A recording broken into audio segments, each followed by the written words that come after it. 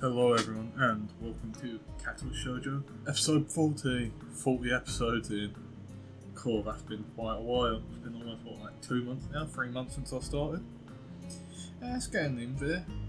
So, it's almost almost hitting 50 episodes. Well, time to begin. Honestly, I don't know what to think. Emi sticks out her tongue at me. Well, Emi sticks her tongue out at me. You ass. So Rin, how's the art club these days? Rin, seemingly surprised by this sudden change of topic as I am, takes a minute to think before answering. I believe it is okay.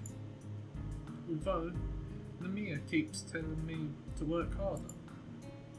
But I don't think he understands my method. He always struck me as slightly creepy. Rin pondered this statement for a while. I've never really noticed. But I don't pay much attention to him most days, so maybe that's why. How often do you meet? Thinking of joining Hisao? What? No. I've already decided to join the club. Really? Which one? Well, it's not really much of a club, to be honest. Oh, you joined the tea club? No, I joined the science club, I think. Emi looks confused. We have a science club? Not really, it's just me. Hisao, that's not a club. That's you sitting in your room reading books. No, I mean it's just me and Muta. I'm just the only student so far. Muta? Really? A full tractor. Oh, is that what you were talking about yesterday? Your meeting with Muta? Yeah. That was our first meeting, I guess. Emi giggles. Nerd. I can't help being clever. You know, I could have used your help years ago. You should have had your heart attack earlier in life, Hisao. I laugh, and then realise this is probably one of the very rare times I've laughed about my heart attack. Hindsight. Yeah. Ring with the bell ends our conversation. Guess we better go. Yeah, I guess so. Come on, Rin, your turn. Rin apparently began to doze off, so Emi gives her a sharp bump. I almost had it.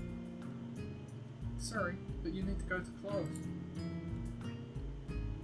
I disagree, but maybe if I nap in class, I'll get it this time. Changing location is sometimes helpful for that kind of thing. Neither Emi, or I'd rather ask him what it is.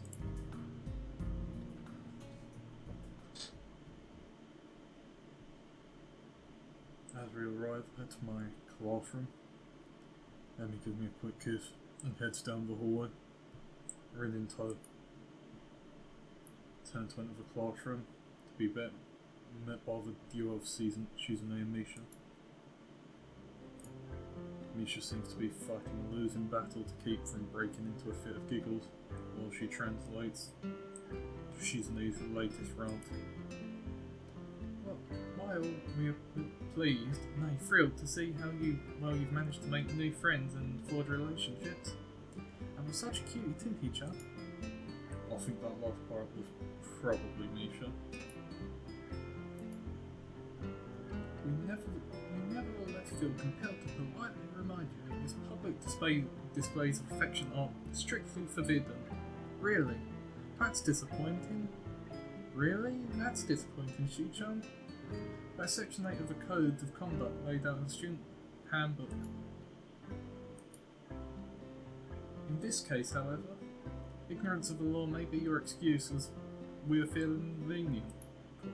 What is my hidden comprehension lately? Cool. and the paperwork required to punish for both of you would only add to the already mountainous volume of work which confronts us, the sole members of the student council. And besides, you two are adorable together. Cool, that's why else is that? But do it for the names. Therefore, consider this a formal warning, and please refrain from such public displays. Please refrain from such displays in the future. At least when Shizune can see you, Hisao. The whole spiel was so patently ridiculous that I can't even help but reply in the same pompous manner. Well, I for one feel enlightened. I apologise profusely for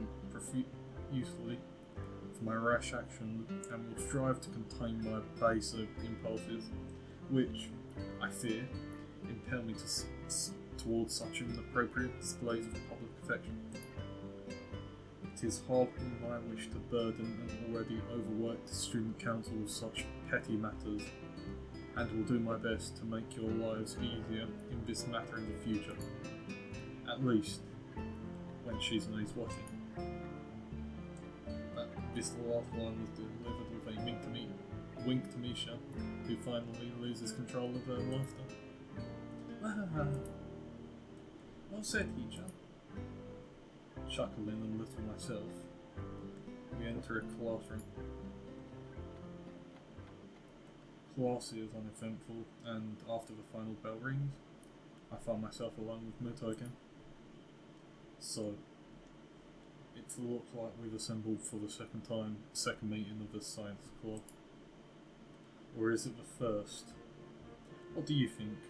Should we count yesterday as a meeting? Well, we did form the club yesterday, didn't we? That seemed like club business, so we can safely call yesterday a meeting.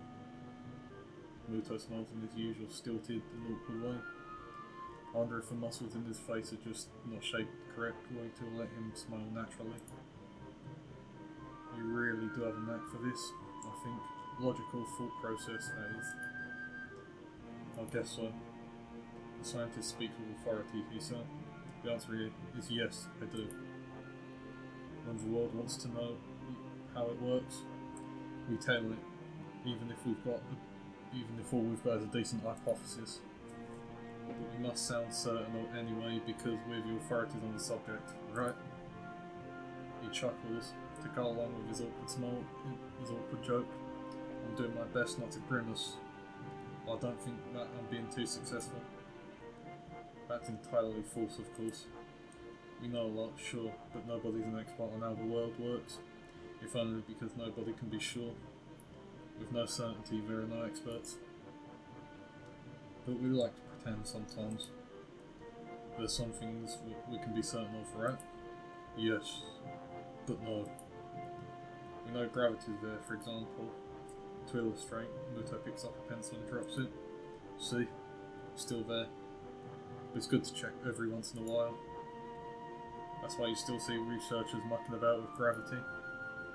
We're pretty sure we know how it works, but there's always a chance that something isn't how we think it is. So you check, and check, and check. That's science in a nutshell, Hisao. Physics at least for that part, though you do have chemistry and bio. It's been a while since I've done any science, to be fair. It's been like 8 years. All the time I've listened to it, feeling rather spellbound. Muto seems to be really passionate about this stuff, I think. It's hard to tell sometimes how the world works, how humans work, how the universe works. All these questions to be answered, and depending on what I go into, maybe I could even figure out a way to fix my heart. That said, I don't think that's a real priority for me. Besides, as we start discussing the book he gave me yesterday, I find myself more and more interested in that than my heart condition.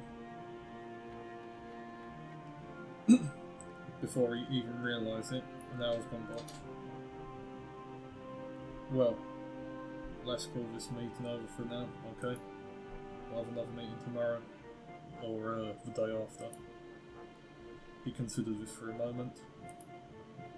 Call it the day after. I've got a lot of grading to do.